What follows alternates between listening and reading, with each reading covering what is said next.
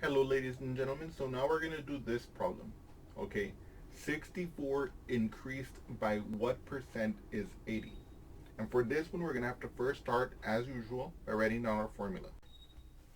So now here, we see that we're talking about a percent increase in this particular case, right? 64 increased by what percent is 80, right?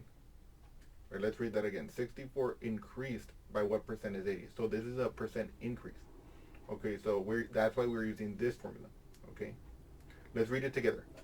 After divided by before is equal to 100 plus p over 100, where if the p is positive, then that's a percent increase, and if the p is negative, it's a percent decrease. Okay. So now we're going to find out what does the problem actually give us. Here I have put capital A to represent our after. 64 increased by what percent is 80? So 64 became 80, right? So the 80 is the after, the value that comes after. The 64 is the value that comes before, and the P is unknown to us, so we'll just leave it as P. Okay? So now, using these facts that we gleaned from the statement of the problem, and using this formula, we're now going to set up our formula.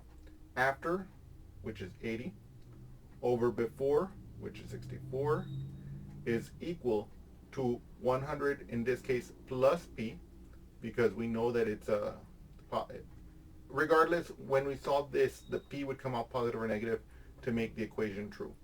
Okay, so we can just leave it like this. So 100 plus P over 100 on the right-hand side of this equation. Notice how basically I plugged into the formula. Now we remember that, look again, this is a proportion. So how do we solve it? Well, we solve it with our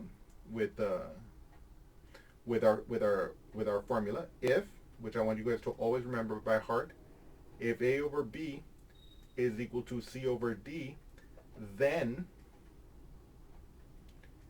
AD is equal to BC. So here, this equation would become 80 times 100. Okay, so let me write that out first before we actually calculate this. Okay, 80 times 100 is equal to 64 times 100 plus B. Okay. So now, whenever you multiply by 100, you just affix two zeros. So this 80 would become 8000. See, I just put two more zeros on that. Right, again, remember, whenever you multiply by 100, you add two zeros. So 5 times 100, you just add two zeros, 500. 13 times 100, that is going to be 1300, like that. Same thing if you have a value dividing by 0, and if that value has multiple zeros. So let's say we're doing 7,000 and we're dividing it by 0. I mean by 100. We just take away two zeros. So we're left with 70. Okay? And if we were multiplying by 1,000, we add 3 zeros. If we divide by 1,000, if we have a value with more than 3 zeros or 3 zeros, we take away 3 zeros. Anyway, but for here, we can see that since we're multiplying by 100, we affix two zeros, and we get 80 times 100 is 8,000. And that's going to equal 64. Now here I have to be very specific. We're going to use the distributive law. This 64 will be multiplied first by 100 and then by the P, okay?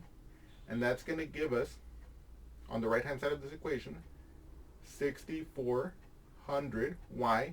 Because since we're multiplying by 100, we add two zeros. So 64 with two zeros attached is 6,400. And then we have a plus here, so plus 64p, because we represent multiplication of a number times a variable by placing them next to each other. But that means multiplication, okay? By the way, let me just point out here that this is, again, an example where we use the distributive law.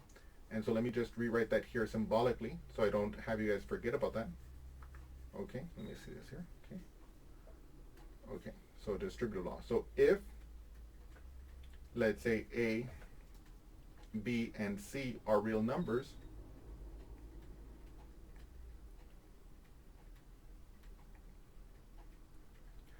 then A times B plus C is equal to AB plus AC. Okay? And in this case, you can see that the 64 played the role of the A, the 100 played the role of the B, and the P played the role of the C in this formulation of the distributive law. Okay? Anyway, so let's continue. We're looking at this equation. We want to get the P by itself. So the first thing we want to do is we want to get this 6400 out of the way. So I subtract 6400 on the right hand side to nullify this 6400, and if whatever I do to the one side of the equation, I do to the other. So I have to also subtract 6400 from the left hand side of this equation, and that'll give me, on the right hand side, I'm left with 64p. On the left hand side of the equation, well, 0 minus 0 is 0, 0 minus 0 is 0, 0 minus 4, I can't do that, right? Because 4 is bigger than 0. What I can do is I can borrow. So this 80, I make this a 7, and I bring this as a 10 here. I borrow a 1 from the 8 here. So this 10 now minus 4, aha, I can do that. What is that? That's going to be a 6 here, and then 7 minus 6, that's 1. So I get here that 1600 is equal to 64p. I now divide both sides by 64, right? Because I want to get the p by itself, and the p is next to a 64, which means that we're multiplying 64 and p. So to undo the multiplication by 64, we divide both sides by 64. So the p will equal to 1600 divided by 64, okay? Now, if you guys know if you guys can see it, you can see that these are both divisible by 8, they're both divisible by 2, etc. But right now, just as a practice, we'll do the long division as is. And then afterwards, I'll show you how you could simplify this. Well, I'll show you 2 ways you could simplify this. But so anyway, let's continue now with the long division, okay?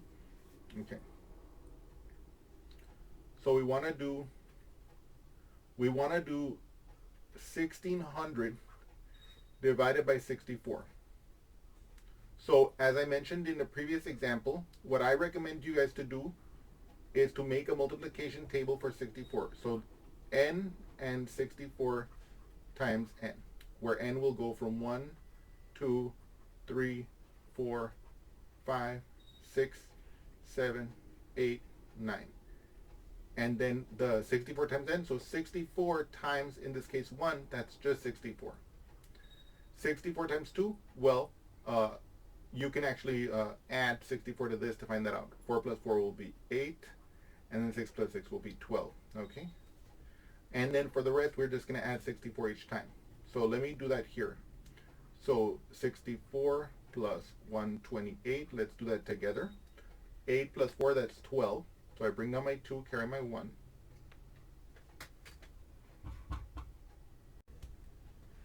So now what we're going to do is we're going to add 64 to 128. So let's do that here. 128, 64.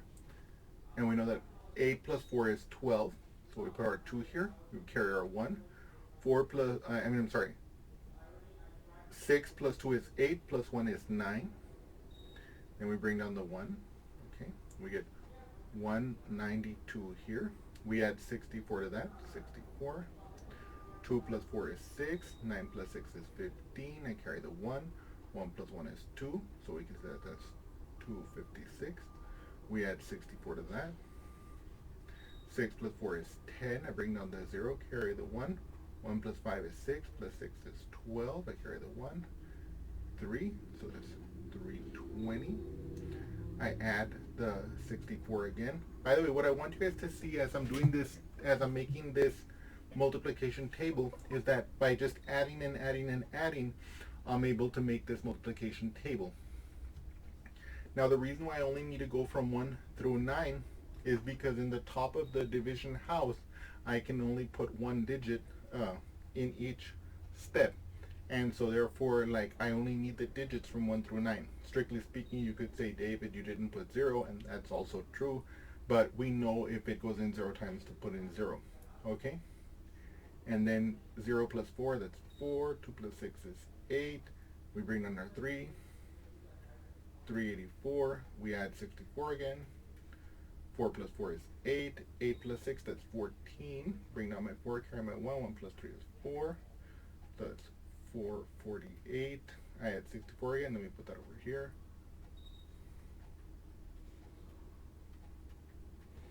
Eight plus 4 is 12. Carry the 1. 1 plus 4 is 5. Plus 6 is 11. Bring down the 1. Carry the 1. It's 5, 12. Then finally I add 64 to that. And I have 2 plus 4 is 6. 1 plus 6 is 7. Bring down the 5. 576. Okay? Okay. And so now we can actually perform this division. Okay? So we put our house, our division house, and the 64 goes on the outside of the division house, and the 1600 goes on the inside of the division house. Again, we could have simplified this fraction if we wanted to before doing this, and so on, but right now I just wanted to do this long division to, again, demonstrate to you how to do long division again, practice, etc. So the first thing we ask is, can 64 go into 1? No, it can't. Can it go into 16? No, it can't. Can it go into 160? Yes. Look at this table. I can see that it can go in 2 times. So I place my 2 over the 160, and I know that 2 times 64 from the table is 128.